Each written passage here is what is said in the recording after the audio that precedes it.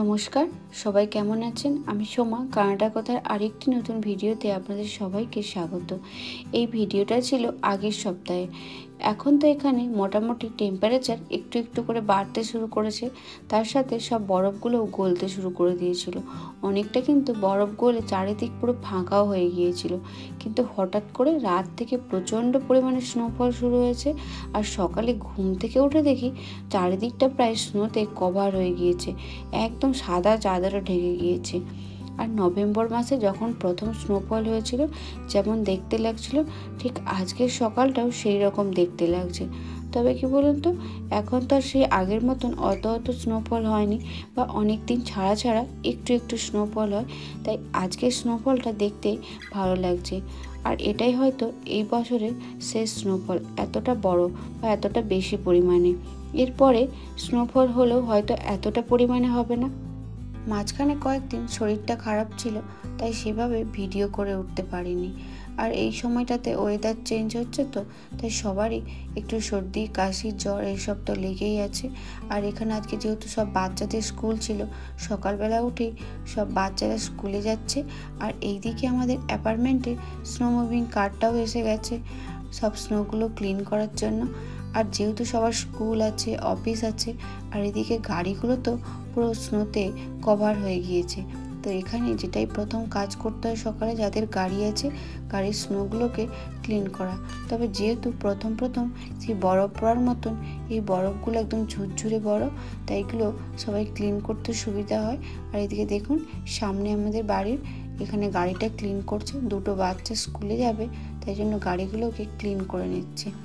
একদম বরফগুলো গলেই গিয়েছিল, একদম বরফ ছিলই না বলতে গেলে, কিন্তু একদিনের তুষারপাতে পুরো চারদিকটা পুরো আবার ভরে গিয়েছে। এখন তো টেম্পারেচার একটু একটু করে বাড়তে শুরু করেছে, তবে কোনো দিন আবার টেম্পারেচার মাইনাসেও নেমে যায়, সেদিন খুব ঠান্ডাও হয়ে যায়। আজকে দেখুন না, টেম্পারেচার এমনি অতটা কম ছিল না, কিন্তু এতটা হাওয়া দিচ্ছিল, তাই জন্য খুবই ঠান্ডা ওয়েদার ছিল। আর আজকে এতটাই স্নোফল হয়ে গিয়েছিল, পুরো রাস্তাগুলো তখনও ক্লিন হচ্ছিল না। তাই জন্য আমি শ্রিয়ানের বাবাকে বললাম শ্রিয়ানকে একটু বাস স্ট্যান্ড অব্দি ছেড়ে দিয়ে যেতে, কারণ এই এত স্নোর মধ্যে ওকে নিয়ে রাস্তা পার হতে খুবই প্রবলেম হয়। আর শ্রিয়ান এই এত স্নোর মধ্যে যেন ও ঢুকে যাচ্ছে, আর ও স্নো দেখলে খুব মজা পায়। তো আমরা বাস স্ট্যান্ডে চলে এসেছি বাস ধরার জন্য, তখনই কিন্তু হালকা হালকা স্নোফল হচ্ছিল। আর এখানে স্নোর মধ্য দিয়ে বাবা ছেলে হেঁটে হেঁটে বেড়াচ্ছে, দুজনেই আনন্দ করছে। আর এখন যেহেতু ঠান্ডাটা অনেকটাই কম, তাই জন্য এই স্নোর মধ্যে হাঁটতে বা স্নোতে হাত দিলে অতটা কষ্ট মনে হয় না, বা অতটা ঠান্ডাও মনে হয় না। আর যেহেতু অনেক দিন ধরেই আমরা এই ঠান্ডার মধ্যে রেগুলার যাতায়াত করছি, তো সেই জন্য ঠান্ডাটা আর সেভাবে ঠান্ডা লাগে না। তো আমাদের বাস চলে আসলো, আমরা বাসের জন্য ওয়েট করছিলাম। বাসে উঠে ওকে স্কুলে তাড়াতাড়ি করে আমি ছেড়ে দিয়ে চলে আসলাম।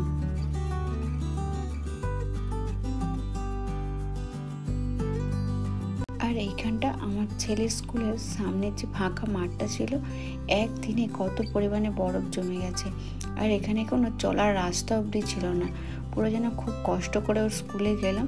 আর এখানে এসে দেখুন এই গাছগুলো দেখতে কিন্তু খুব ভালো লাগে, এর ওপর তো পুরো স্নো কভার হয়ে যায়, দেখতে খুব ভালো লাগে। আর একটু হাত দিলেই ঝরঝর করে কিন্তু সব ঝরে এসে নিচে পড়তে থাকে।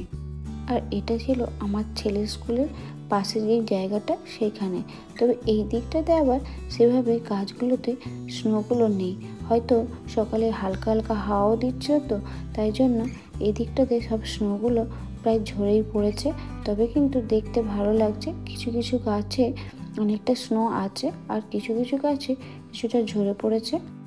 বিগত 5-6 মাস ধরে এখানে তো চারধারে সব স্নোতেই ঢাকা দেখলাম, আর লাইভের এত স্নোফল একবারেই দেখলাম। তবে ভালো লেগেছে কখনো, আর কখনো এই তীব্র ঠান্ডাতে খুব কষ্টও হয়েছে। তবে আজকের যেমন স্নোফলটা খুব ভালো লাগছে, কারণ আজকে তো অতটা ঠান্ডা নেই, প্লাস দেখতেও ভালো লাগছে। তো গরমের অপেক্ষা সকালে যখন আমার ছেলেকে স্কুলে নিয়ে যাই, রাস্তার দুধার বাড়ি থেকে শুরু করে গাছপালাগুলো সব তো স্নোতে কভার হয়েছিল, তাই জন্য দেখতে কিন্তু খুব সুন্দর লাগছিল। কিন্তু তখন আমার ভিডিও করা হয়ে ওঠেনি। তো আমি যখন ছেলেকে স্কুল থেকে নিয়ে ফিরছিলাম তখন ভাবলাম একটা ভিডিও বানাই। অনেকটা তখন হয়তো ঝরে গিয়েছে, কিন্তু বেশিরভাগটাই ছিল, কারণ সেই দিন সূর্যটা ওঠেনি। সূর্য উঠে গেলে টেম্পারেচার বাড়া থাকলে তাড়াতাড়ি গলে যায়। আমরা যেখানে থাকি আমাদের অ্যাপার্টমেন্টের চারপাশটাতে এতটা গাছপালা নেই, পুরো ফাঁকা ফাঁকা, তাই জন্য স্নো পড়লে গাছপালা নেই তো সেইভাবে সুন্দর লাগে না দেখতে অতটা। কিন্তু এইদিকে যেহেতু পার্সোনাল বাড়ি আর বাড়িগুলো পুরো একই রকম দেখতে, তার সাথে এখানে প্রচুর গাছ আছে, আর এই স্নোগুলো এই গাছের উপর পড়লে কিন্তু দেখতে খুব সুন্দর লাগে। আর আমি যখন এই বাসে করেই যাতায়াত করি, বিশেষ করে যেই দিনটাতে স্নোফল হয় তার পরের দিন কিন্তু এই রাস্তার দুই ধারগুলো দেখতে কিন্তু খুব সুন্দর লাগে। আর সব তো আর ফোনের মধ্যে ওঠে না ভিডিওতে, তো যতটা উঠেছে সেটাই আপনাদের সাথে শেয়ার করছি। দেখবেন খুব সুন্দর লাগছে, খুবই ভালো লাগে। এই জায়গাগুলো শীতের সময় আলাদা সৌন্দর্য, পুরো বরফে ঢাকা হয়ে আছে। তারপরে আর কয়েকদিন পরে যখন বরফগুলো একদম চলে যাবে তখন আবার রুক্ষ শুষ্ক লাগবে, পুরো গাছের পাতা তো নেই। তার কয়েকদিন পরে যখন স্প্রিং টাইম আসবে, একটু একটু করে পাতা আসবে, তখন কিন্তু আবার দেখতে খুব সুন্দর লাগবে। কয়েকদিন এই পাতাগুলো আবার থাকবে, তখন কিন্তু এই জায়গাটা পুরো বদলে যাবে, এরকম লাগবে না দেখতে। তাই প্রত্যেকটা সিজনে কিন্তু সৌন্দর্য একটু একটু করে বদলাতে থাকে।